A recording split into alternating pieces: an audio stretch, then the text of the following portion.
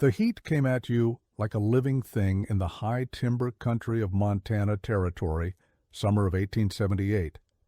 Not the gentle warmth of a spring morning, but a crushing, suffocating presence that turned a log cabin into something closer to a bread oven than a home. Thomas Brennan, a lumberjack who'd spent the better part of 3 years working the pine forests along the Bitterroot Range, stood in the doorway of his shelter at midday and felt the wall of heat push against him like an invisible hand. Inside, the temperature had climbed past anything a man could comfortably endure. The bacon he'd hung from the rafters 2 days prior had turned rancid. The butter he'd traded for at the supply post had melted into a useless puddle. And the sleep, well, sleep had become a luxury he could scarcely afford, tossing and turning on sweat-soaked blankets while mosquitoes hummed their endless song through the gaps in the chinked logs. The cabin itself was built exactly as any sensible frontiersman would build it. Thick logs of lodgepole pine, each one carefully selected, stripped, and notched to fit tight against its neighbor. The gaps between the logs were packed with a mixture of mud, moss, and grass, the traditional chinking method that had served pioneers for generations. The roof was covered with split shakes, overlapped to shed rain and snow. There was a proper stone fireplace on the north wall for cooking and warmth during the brutal mountain winters. By every standard of frontier construction, Thomas had done everything right. His cabin would keep him alive through blizzards that could bury a man to his waist in a single night. It would stand firm against winds that bent the pines double. It was built to last, built according to the accumulated wisdom of men who'd survived these mountains for decades. But wisdom learned in winter, Thomas was discovering, could betray you come summer. The very thickness that protected against January's cold became a liability under July's sun. Those heavy logs, once they absorbed the day's heat, held it like a cook stove holds the heat of morning's fire long into the afternoon. The small windows, positioned to minimize heat loss in winter, now trapped the hot air inside with almost vengeful efficiency. Opening the door and windows helped, but not much. The breeze, when it came at all, was itself warm, offering no relief, just stirring the hot air like a ladle stirring soup. By 3 in the afternoon, the interior of the cabin regularly reached temperatures that made a man's head swim and his hands shake. Thomas wasn't alone in his suffering. Up and down the Bitterroot, other men working the timber faced the same problem. The lumber camps themselves were bearable. You could sleep under the stars when the heat got too fierce.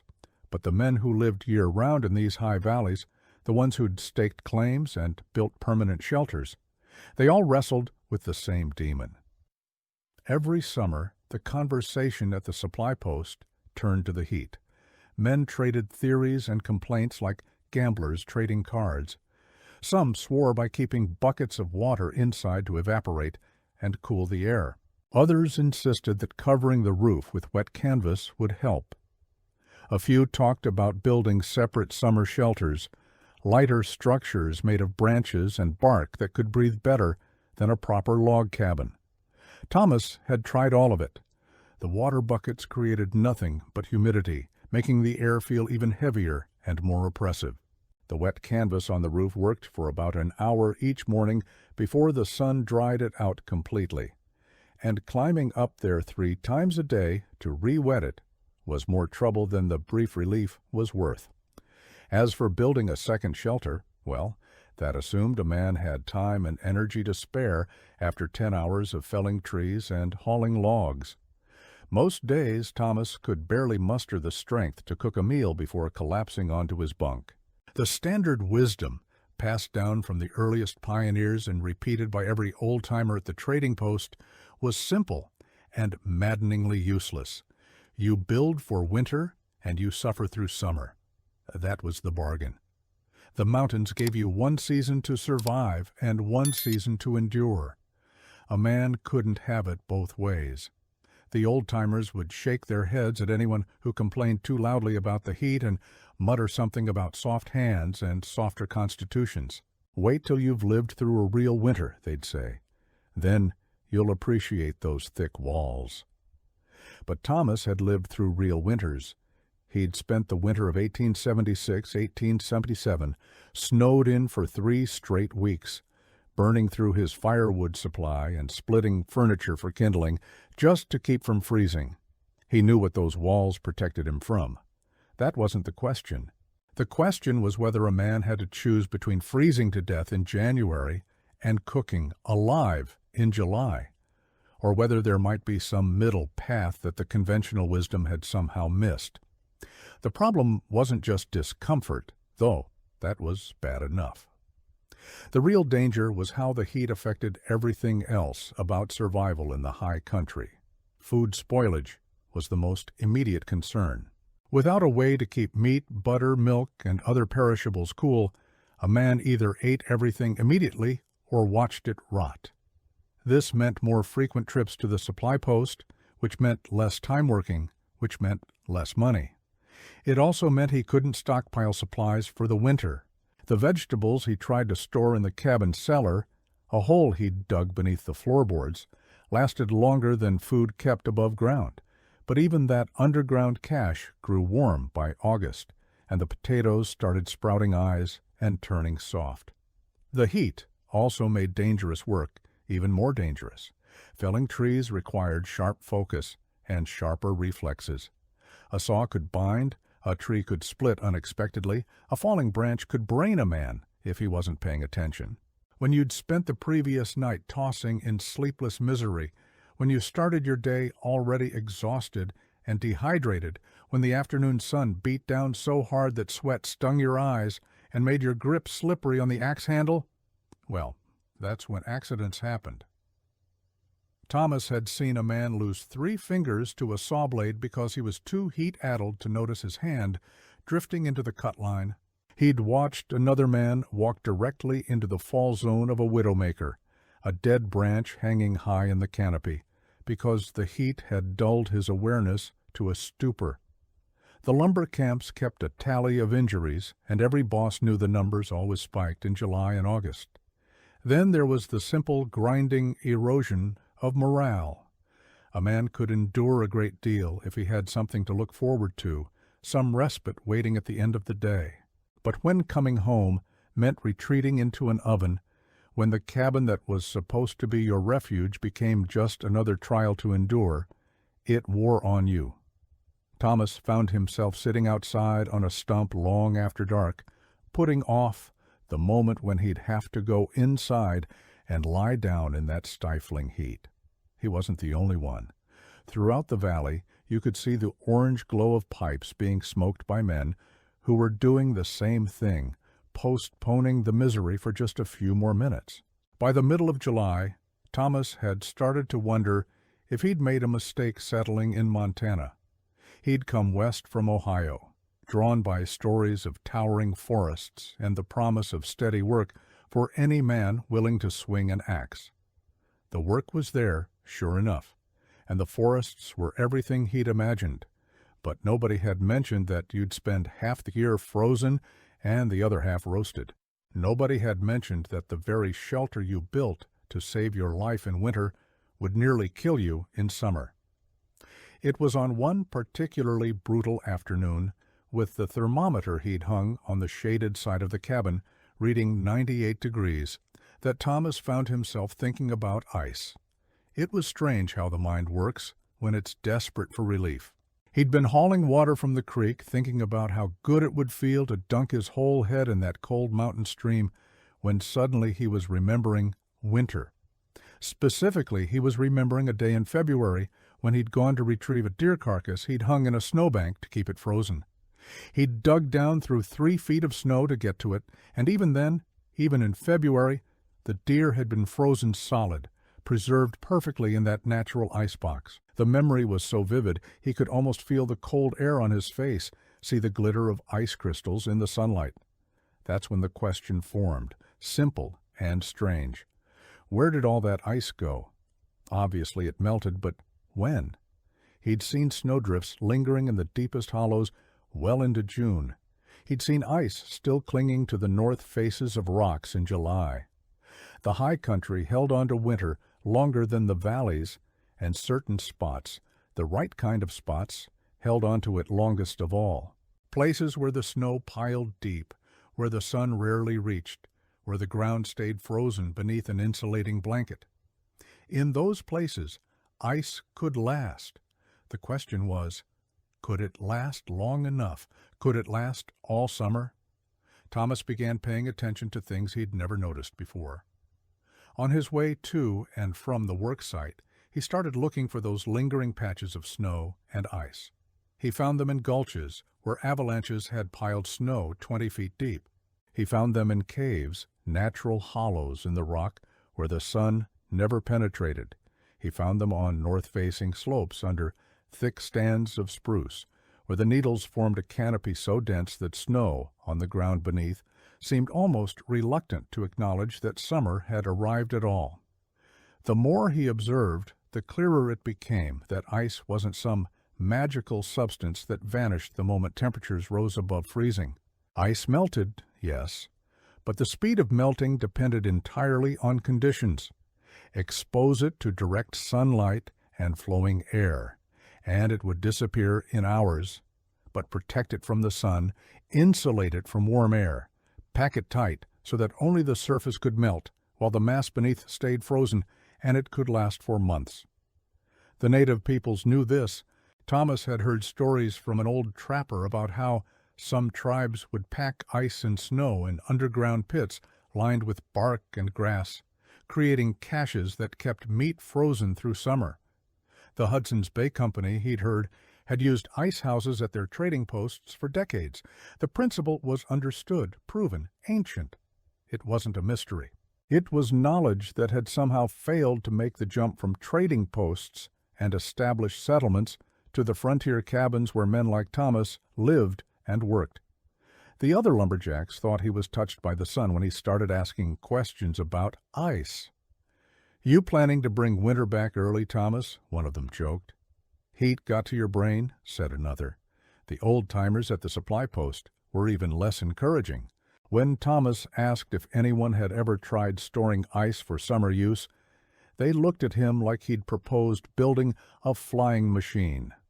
"Ice melts, son," one of them said, speaking slowly, as if to a child. "That's what it does. You can't stop it any more than you can stop the sun from rising." But Thomas had seen evidence that you could slow it down enough to matter. The question wasn't whether it was possible.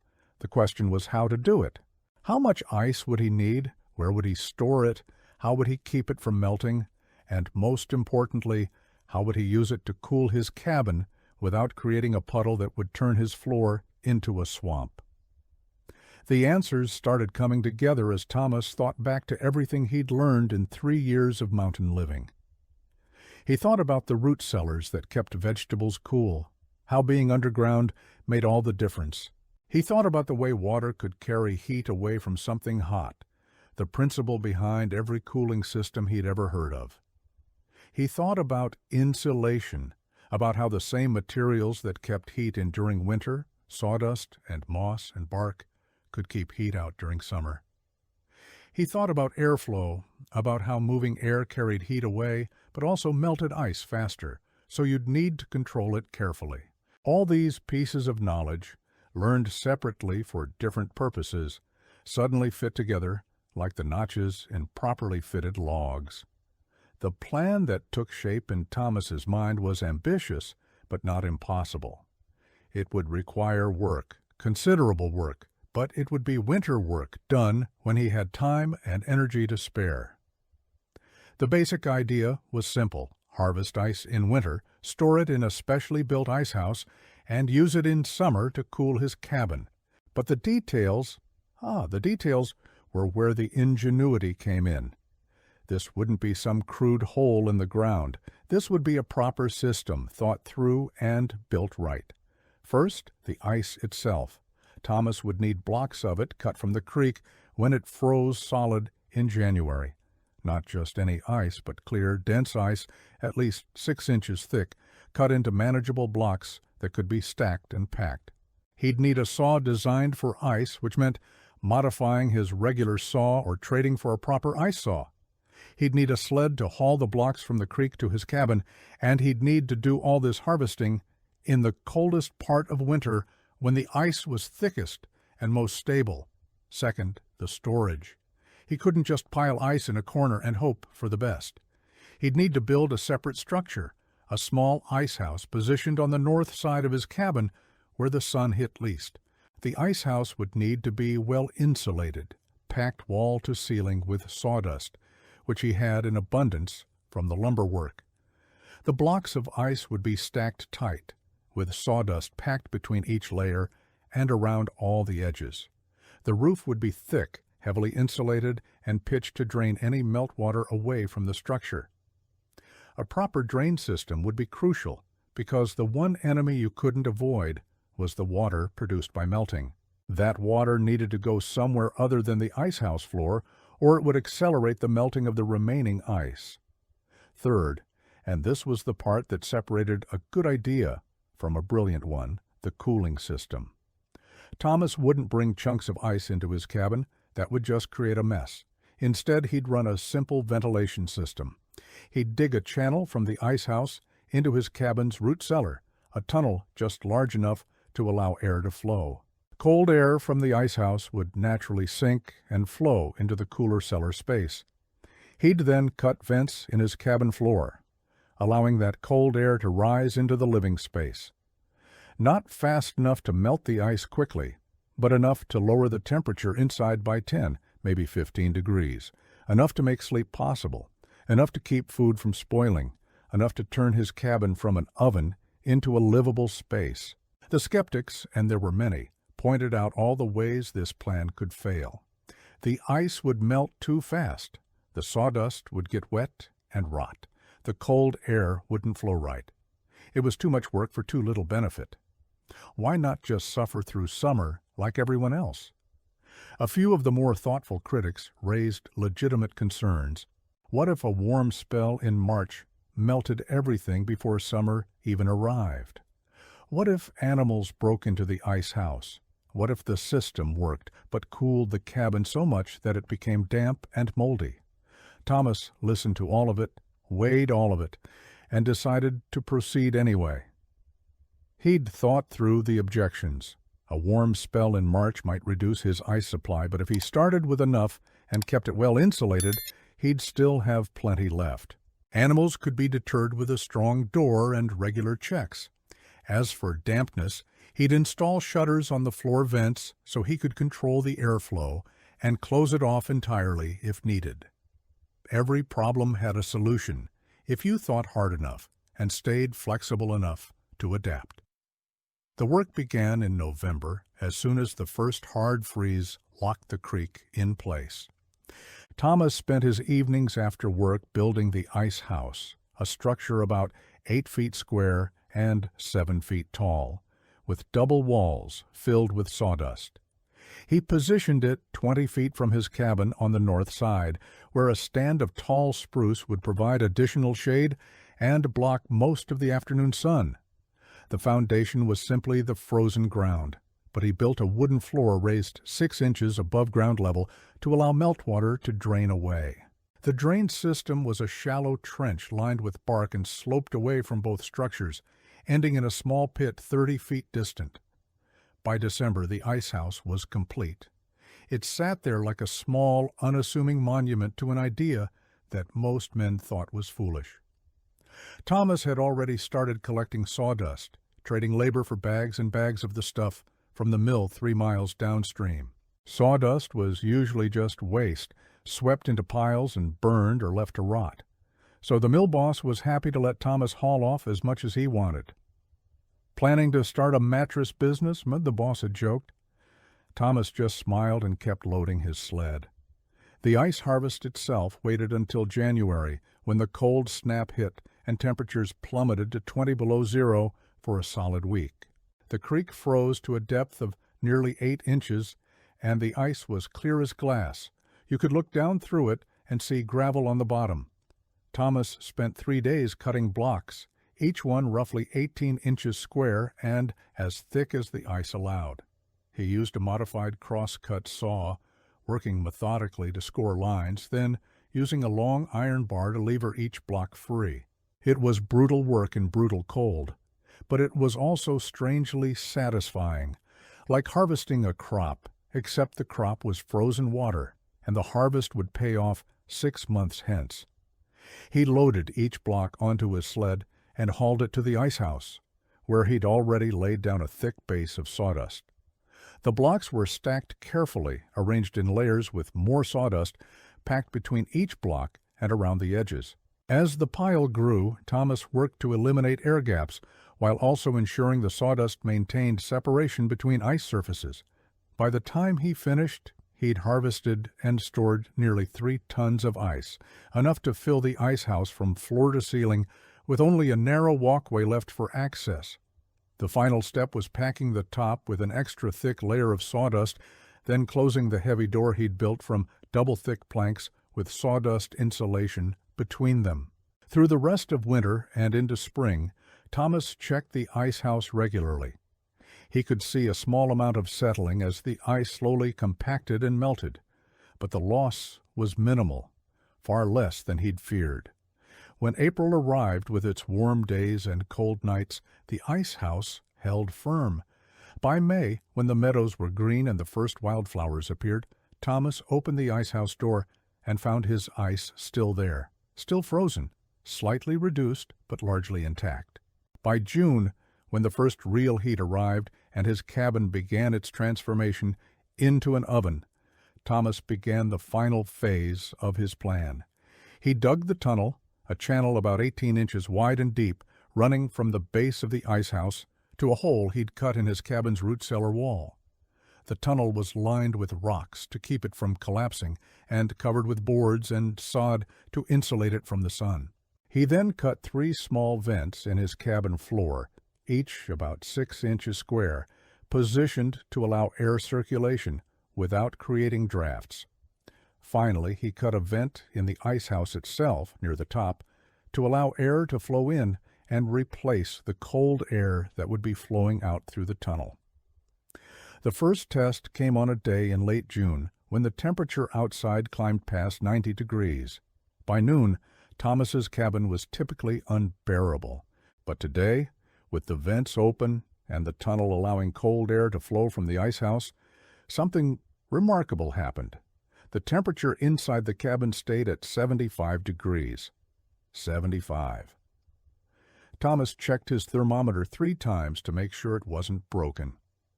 He walked outside, felt the hammer of the midday heat, then stepped back inside into air that felt 20 degrees cooler. It wasn't exactly cold, but it was comfortable. More than comfortable, it was miraculous. Over the following weeks, Thomas refined his system. He learned that opening the vents in the evening and closing them during the hottest part of the day worked best, as it allowed the cabin to radiate away its accumulated heat, while minimizing the strain on the ice supply. He learned that placing a basin of water near the vents created a pleasant cooling effect, as the cold air caused evaporation. He learned that he could regulate the temperature precisely by adjusting how many vents were open and by how much. The other lumberjacks noticed the difference when they came by for visits. They'd step inside Thomas's cabin expecting the usual sauna, and instead found themselves reaching for a shirt or blanket. "How in hell are you doing this?" they'd ask. And Thomas would show them, lead them outside to the ice house, open the door to reveal the diminished but still substantial pile of ice packed in sawdust. The skeptics fell silent. The ones who'd called him crazy suddenly remembered that they'd always thought it was a good idea. Word spread through the camps and down the valley. The fool with the ice house had somehow made it work. But the true test came in August, the hottest month in the Montana high country. The summer of 1878 was particularly brutal, with temperatures soaring above 95 degrees for days on end, and no rain to provide relief. The valley baked, men suffered. And Thomas Brennan sat in his cabin, comfortable, eating butter that hadn't melted, and meat that hadn't spoiled, sleeping through the night on dry blankets, working his days without the grinding exhaustion that came from heat-deprived sleep. His ice supply had dwindled significantly. He had perhaps a quarter of his original store left, but it was enough. It would be enough to see him through to September, when the air would cool naturally and the crisis would pass. Other men started building their own ice houses that fall. Some copied Thomas's design exactly, others modified it to suit their specific situations. A man with a cabin near a north-facing cliff built his ice house partially into the cliff face, using the rock itself as insulation. Another man with access to a mine shaft stored his ice underground, where the temperatures stayed cool year-round. By the winter of 1878-1879, ice harvesting had become a common practice throughout the Bitterroot Valley. The supply post started carrying ice saws and offering advice on ice house construction. The old-timers who'd scoffed at Thomas's plan now spoke knowledgeably about sawdust insulation and airflow, as if they'd invented the idea themselves. Thomas noticed something else, too. His productivity had increased.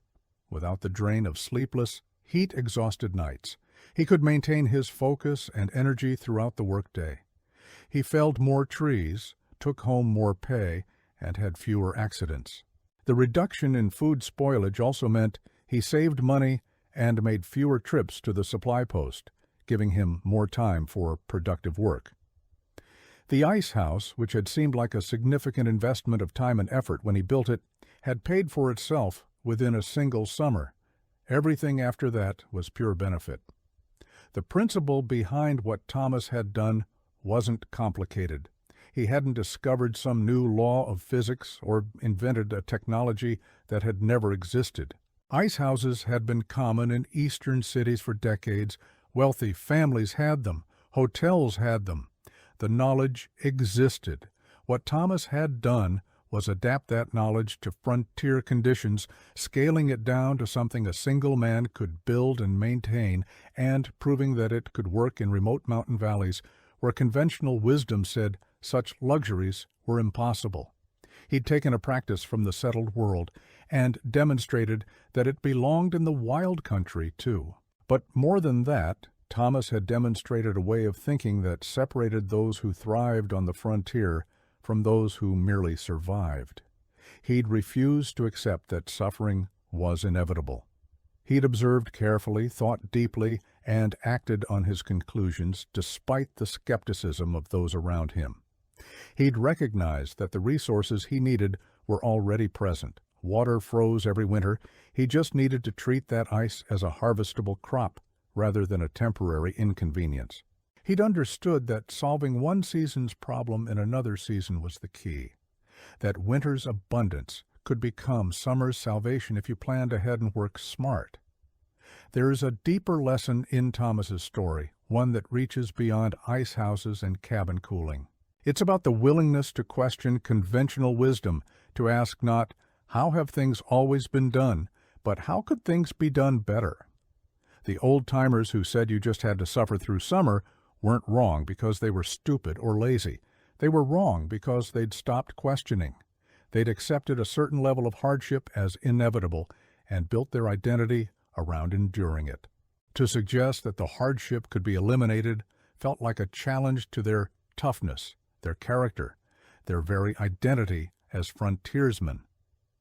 Thomas understood that true toughness wasn't about enduring unnecessary suffering. It was about solving problems. It was about using your brain as well as your back. The frontier rewarded hard work, absolutely, but it rewarded smart work even more. A man could break his body swinging an axe for 50 years, or he could swing that axe for 49 years and spend 1 year building something that made all the other years easier. That wasn't weakness. That was wisdom. The other lesson, equally important, was about observation. Thomas's solution came from paying attention to the world around him. He noticed where ice persisted. He noticed how insulation worked.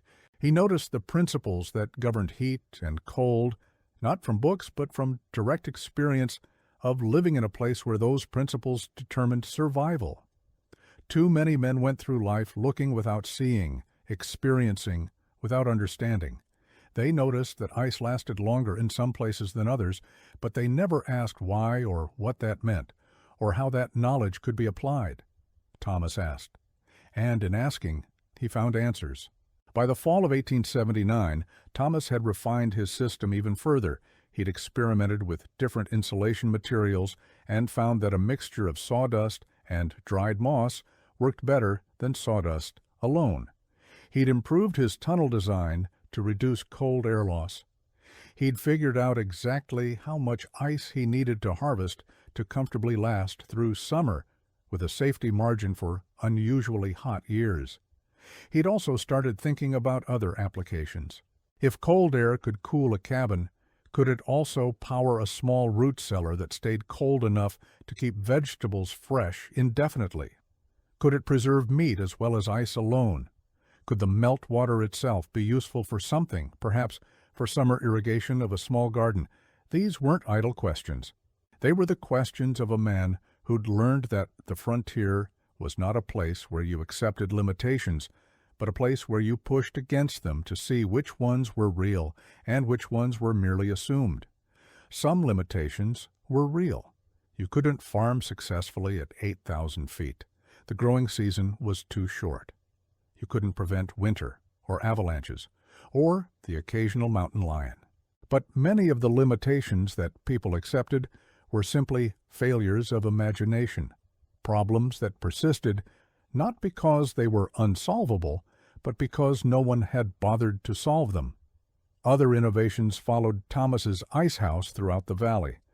A man named Peterson figured out that you could use cold air from a high-altitude spring to cool a cabin without harvesting ice at all, though his system only worked if you had a spring in the right location. A woman named Sarah Chin, whose husband ran a trading post, built an elaborate ice house that could keep dairy products fresh for trade, turning their post into the only reliable source of fresh butter and milk in a 50-mile radius during summer months. Her ice house was 3 times the size of Thomas's and included separate chambers for different products, but the principle was the same. The knowledge spread beyond the Bitterroot Valley. Loggers working in Idaho heard about it from men who'd worked with Thomas.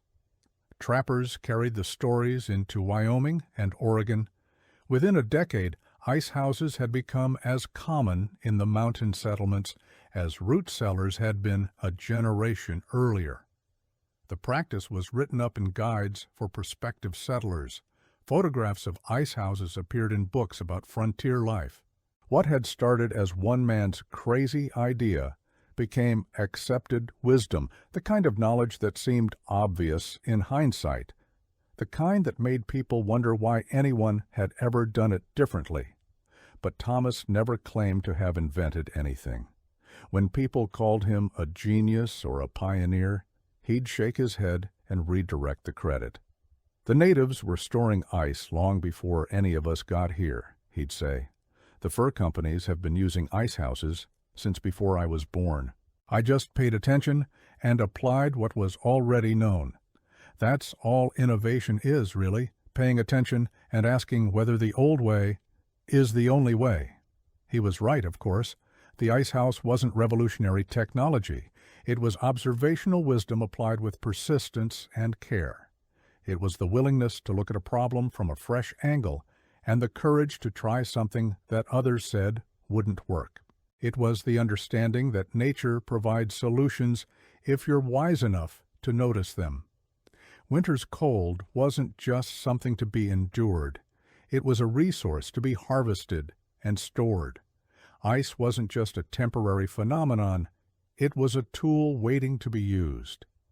The real genius of Thomas Brennan's ice house wasn't in its construction or its mechanics. Those were straightforward, almost simple, once you understood the principles.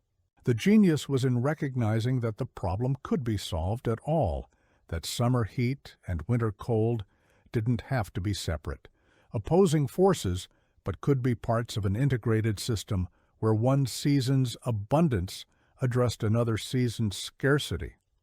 That kind of thinking, that ability to see connections and cycles and possibilities that others missed, that was what transformed the frontier from a place of grim survival into a place where people could actually thrive.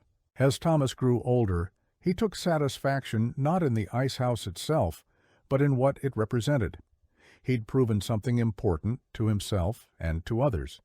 He'd proven that the frontier didn't require you to check your brain at the door, that intelligence and ingenuity had a place alongside strength and endurance.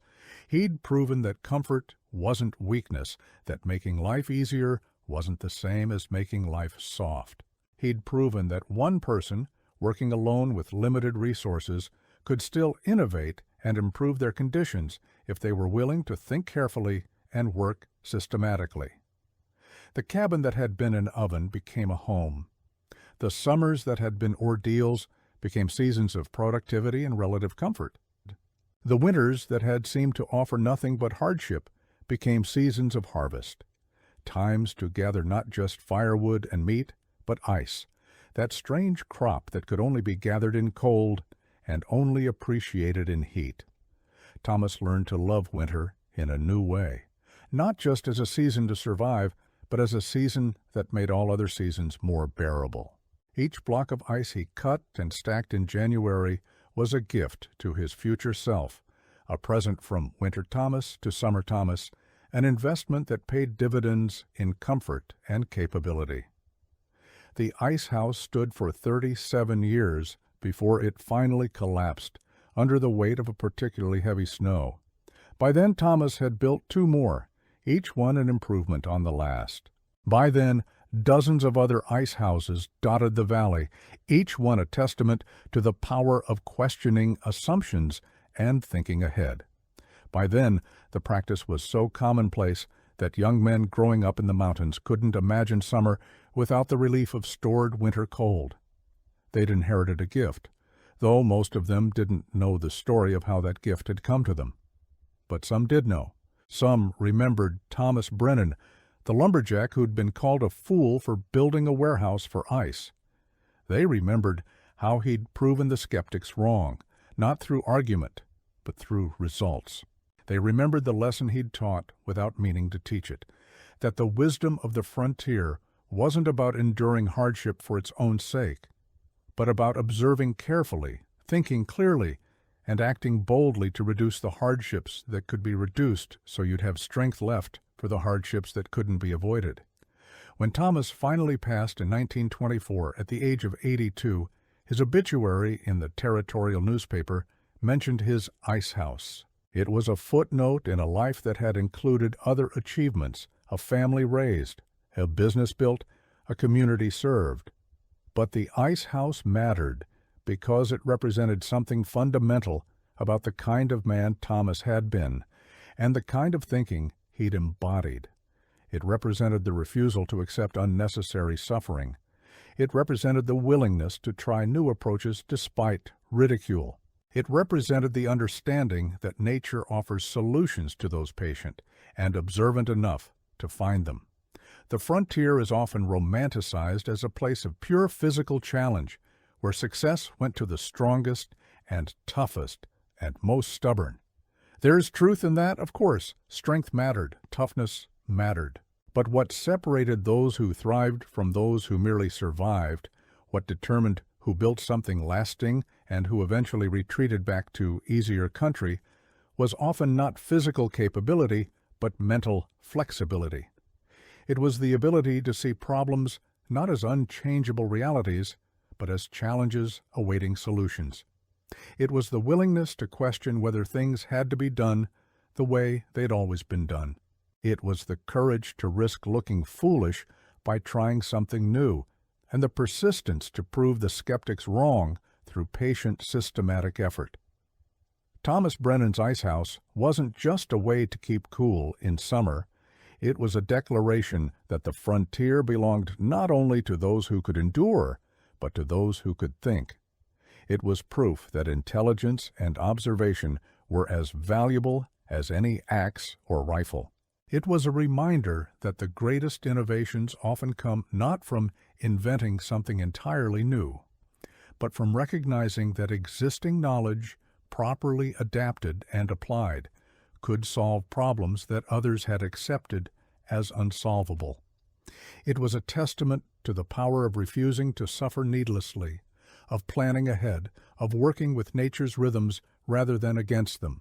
The ice that kept Thomas cool through the long summer of 1878 was cut from the same creek he drank from, stored in a building made from local materials, insulated with sawdust that was otherwise waste. He'd used what was at hand, combined it with careful observation and systematic thinking, and created something that improved not just his life, but the lives of everyone who learned from his example. That's the real story, not the ice house itself, but what it represented. Not the blocks of frozen water, but the unfrozen mind that recognized their potential. Not the cool air flowing through floor vents, but the warm-blooded determination to make life better through intelligence and effort. In the end, that's the wisdom Thomas Brennan left behind. And it's a wisdom that reaches far beyond ice houses and frontier cabins. It's the wisdom of observation over assumption, of experiment over tradition, of intelligent adaptation over blind acceptance. It's the understanding that nature provides, but only to those who pay attention. It's the recognition that today's problem can be solved with yesterday's abundance if you have the foresight to preserve it and the ingenuity to apply it. It's the truth that comfort and capability aren't signs of weakness, but evidence of wisdom, that making life easier isn't avoiding challenge, but meeting challenge intelligently. The Bitterroot Valley has changed considerably since Thomas's time. The lumber camps are gone, replaced by different industries and different ways of living. But scattered throughout the valley in barns and outbuildings and old homesteads, you can still find the remains of ice houses. They're rotted now, collapsed, reclaimed by the forest they were built to serve. But they're there, physical reminders of a time when men like Thomas Brennan proved that the frontier wasn't just about enduring, but about innovating, not just about surviving, but about thriving, not just about accepting the world as it was, but about shaping it into something better through observation, thought, and determined effort. That's a legacy worth preserving, even if the ice itself has long since melted away.